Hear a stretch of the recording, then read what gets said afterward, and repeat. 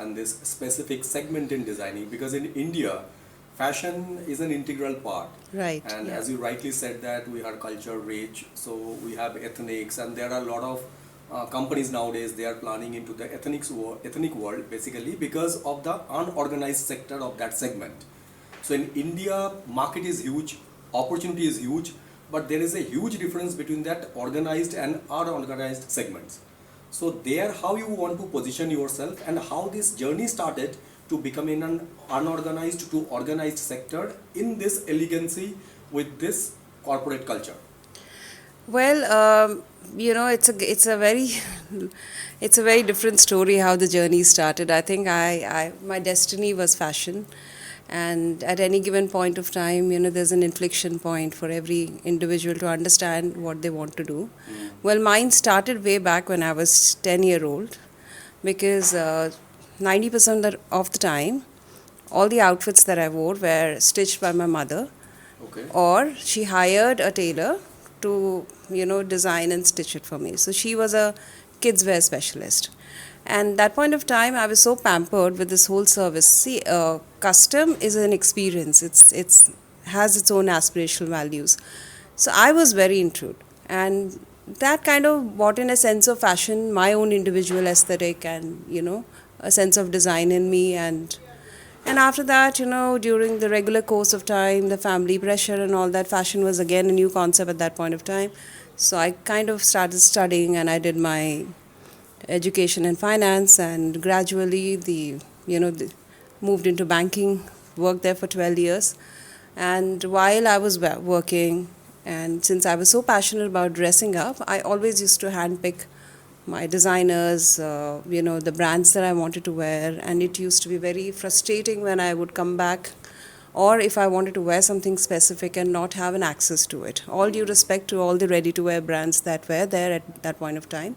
And, I'm a tall frame, firstly. So it's very difficult for me to get, at that point of time, it was very difficult to get an outfit to my size. So all this put together, and since I was also into wealth management, I would manage a lot of H&I clients' wealth and their success stories. I mean, every day I would hear a success story from a 0 to 1, how they conquered, how they sold their businesses and all that.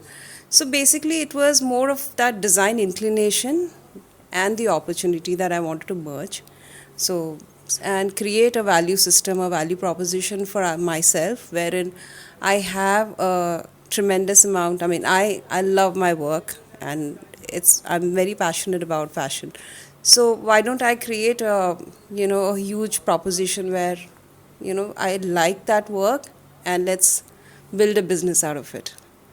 So this is the combination, and clear cut. I'm sure the way I suffered, and I could imagine that there are a lot of women who would be suffering And also. specifically when in today's time that entrepreneurial journey and the startup world, CEOs, VPs, multiple, the fashion statement is very, very required. And Yeah, it is because an essentiality. more than fashion, I would say appearance. Appearance is your first That filter. is the correct word actually. Yeah, and it's very important because they go through a cycle, like anyone. They have to take care of the families. They have worked really hard to come up to whatever level they are. And one wrong decision on your clothing, or the way you want to look, or your style, can really take that off in no time. So they're very, very careful. And workwear still is a big gap. Corporate wear is still a very big gap in today in India, because Indian society, Indian work culture allows the women to have a workwear system across different categories. Like if you go to Europe, either they're in athleisure converted into a smart workwear, or they go completely formal. But in India, you see women wearing saris, they wear all sort of Indian wear, salwar suits, and then they come back to business suits. Now the business suits, this could have been like a 70% of their wardrobe category in case if we had a great supply system. And the body type of women are different here. Yes. And it's very, very, and all due respect, because they all want to position themselves more powerful. Basically, it's more in line with the power dressing. They want to bring in their individuality rather than a fashion, showing a fashion statement.